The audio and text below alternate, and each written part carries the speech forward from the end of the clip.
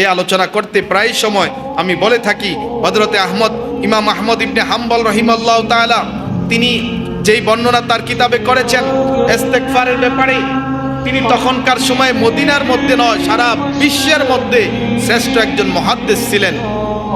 আল্লামা আহমদ ইবনে হাম্বল রাহিমাহুল্লাহ তাআলা চারটা প্রসিদ্ধ মাযহাবের তিনি অন্যতম একটি হাম্বলি মাযহাবের প্রতিষ্ঠাতা আহমদ ইবনে হাম্বল রাহিমাহুল্লাহ তাআলা। তিনি তার রচিত গ্রন্থ মুসনাদে আহমদ পৃথিবীর মধ্যে সবচেয়ে বেশি হাদিস তিনি একত্র করেছেন। ওই যুগের তিনি শ্রেষ্ঠ একজন মুহাদ্দিস। তিনি যেখানেই শুনতেন হাদিস আছে সেখানেই যাইতেন, যেখানে শুনতেন হাদিস পাওয়া যাবে ওখানেই যাইতেন। তখনকার যানবাহনের মাধ্যম ছিল না, পায়ে হেঁটে যেতেন। একবার তিনি রওনা করলেন মদিনা থেকে, দূর দেশে যাবেন, দূর প্রান্তে যাবেন, হাদিস পাওয়া যাবে। ওখানে গেলে একটা হাদিস আল্লাহ রাসূল বর্ণনা করেছেন, ওই সাহাবী অথবা তাবী ওখানে আছে, যেতে হবে।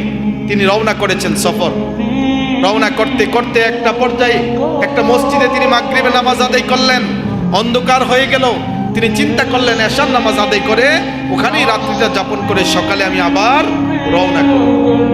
ইমাম মুসনাদ আহমদ তিনি তার গ্রন্থে লেখেন, তিনি এশার নামাজ পড়ে মসজিদে অপেক্ষা করছেন, কিন্তু মসজিদের যে কেয়ারটেকার তত্ত্বাবধায়ক ছিল তিনি বলছেন আপনি মসজিদে কোনো অবস্থায় থাকতে পারবেন না, মসজিদ লেগে যাবে।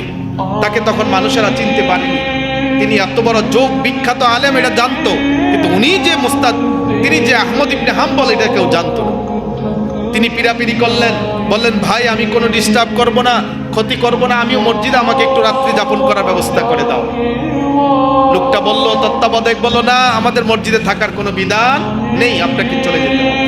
তিনি বাধ্য হয়ে রওনা করলেন, মসজিদ থেকে বের করে হাঁটতে হাঁটতে এক পর্যায়ে তিনি দেখতে পেলেন দূর প্রান্তরে একটি আলো দেখা যায়। তিনি চিন্তা করলেন হয়তো মানুষ থাকবে, ওইখানে রাত্রিটা আমি কেটে দেব। গিয়ে দেখলেন একটা ছোটখাটো বাজার, এখানে কি যেন পাক হচ্ছে, শ্রমিকরা রাত্রে খাবার নিচ্ছে, আনছে, খাচ্ছে। ওখানের আলোয় যিনি কর্মচারী তিনি কাজ করছেন, তার কাছে গেলেন, কর্মচারীকে দিয়ে দেখলেন, বললেন ভাই রাত্রটা কি আমি এখানে বসে একটু হাদিস চর্চা করতে পারি? হ্যাঁ করতে পারেন, কোনো অসুবিধা নেই।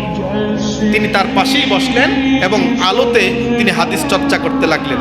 মুসনাদ আহমদ ইবনে হাম্বল বলছেন তার কিতাবে যে আমি দেখলাম, লক্ষ্য করলাম ওই শ্রমিকটা যে রুটি বানায়, সে রুটি দিতে সেক দিতে বলে আস্তাগফিরুল্লাহ, টাকা দিতে বলে আস্তাগফিরুল্লাহ, টাকা নিতে বলে আস্তাগফিরুল্লাহ, কাজ কর্মে শুধু তার মুখ থেকে আস্তাগফিরুল্লাহ শুনতে শুনতে আমি কৌতূহল হলো, ভাই এটা এভাবে আপনি কয়দিন ধরে বলছেন, কেন বলছেন?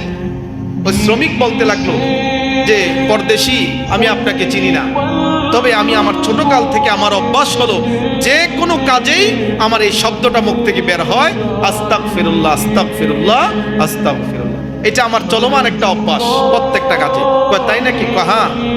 তাহলে তিনি বলতে লাগলেন শ্রমিক, এই কাজটা করে আমি আল্লাহর পক্ষ থেকে একটা বিনিময় পেয়েছি। কি বিনিময়? আমি মুস্তাজিবুদ দাওয়াত, মানে আল্লাহর কাছে আমি যা চাই তাই আমি পাইয়া যাই, এই গুণটা আমি পেয়ে গেছি। সুবহানাল্লাহ। এই কথা শোনার পরে আহমদ ইবনে হাম্বল বলছে বাবা, এত বড় বিশাল বড় মুস্তাজিবুদ দাওয়াত হয়ে গেল। তার কৌতূহল আরো বেড়ে গেল। তিনি বললেন তাই নাকি? হ্যাঁ। তাইলে তুমি কি সব কিছু পেয়েছো? হ্যাঁ, আমি আল্লাহর কাছে যা চাইছি তা পাইছি, একটা অভাব শুধু আমার কাছে আছে। কি অভাব? কয় আমি শুনেছি যোগ বিখ্যাত একজন মুহাদ্দিস নাকি আছে, আল্লামা আহমদ ইবনে হাম্বল রাহিমাহুল্লাহ তাআলা মদিনাতে বাস করে। আমি আল্লাহর কাছে কত বলেছি, আয় আল্লাহ এই লোকটার সাথে জীবনে আমি যেন একবার দেখা করতে পারি। সুবহানাল্লাহ। এই কথা বলার পরে তিনি তার কিতাবে লেখেন, এই কথা বলার পরে উস্তাদ আহমদ ইবনে হাম্বল রাহিমাহুল্লাহ তাআলা তাকে জড়িয়ে ধরে কান্না শুরু করে দিলেন। বলেন তোমার দোয়া আল্লাহর কাছে এত বেশি কবুল হয়েছে, তুমি নয় বরং ওই লোককে আল্লাহ তাআলা তোমার কাছে প্রেরণ করে দিয়েছে। মুস্তাজিবুদ দাওয়াত, তার আমল একটা ছিল বিশেষ আমল, তার নাম তাওবা ইস্তেগফার।